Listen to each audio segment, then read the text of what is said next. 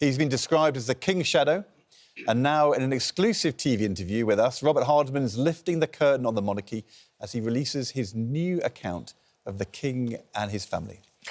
It is full of scoops, and he reveals what the Queen really thought about Harry and Meghan naming their daughter Lilibet, and also what our future King enjoys doing in his spare time. Very good morning to you. One of the things he doesn't do is watch The Crown. Apparently, Prince William and the King do not watch The Crown. You can confirm that, I can confirm that. They have they're vaguely aware what's in it. They don't want to watch it. I think, life's exciting enough as it is without imagining what other people are going to depict. Do you know what? OK, if there was a drama about Good Morning Britain, you can bet I would be watching that drama to see how any of us were depicted. There must be a reason why they don't watch. Well, I think when you've spent your entire life in the public eye, you've had people like me and other journalists sort of chronicling your every move.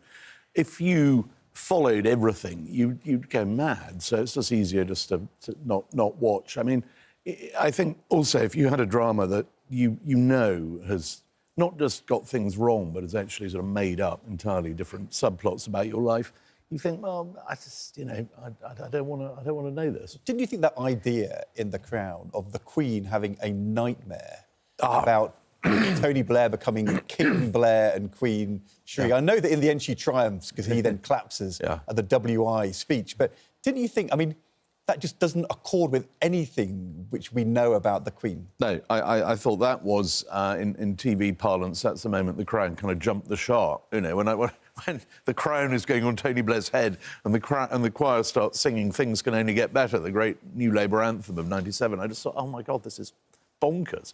Yeah. I mean, it's a drama, and I watch it because I have to, and I do a podcast about it. But I mean, it's the danger with The Crown is it's seen as the sort of established narrative around the world. People all over the world think this is true. Right. Well, let's talk about something that we have not until this moment known whether it's true or not. This claim about Harry and Meghan calling the Queen to ask if they can call their daughter Lilibet. Now, a number of people would say, well, why did they need to even ask her at all? The understanding was at the time that she gave her approval because they said we wouldn't have done it unless she was supportive. Supportive, yeah. What is the truth? Well, was she supportive? Did she say, yes, it's OK? Was she honoured? Was she touched? The whole rab out it, which I've alluded to in my book, wasn't to do with the actual naming of the child. I mean, she adores Harry, she adored Lilibet. It was the way it was handled. It was the fact that she was presented as having given her blessing for something that had already been presented as a fait accompli. And the one thing you don't do with the Queen is put words in her mouth. She's always been extremely... she was always very clear about, I did this, but I didn't do that. I mean, I always remember once she had been told that she'd been handed a speech and it began, I'm very glad to be back in Birmingham. And she crossed out the word very because she said, I'm glad to be back, but she thought it smacked of insincerity. She's absolutely... Her words were very, very careful. And so when Harry and Meghan's lawyers were effectively dragooning the palace into supporting their version of events, it was like, no. Gosh.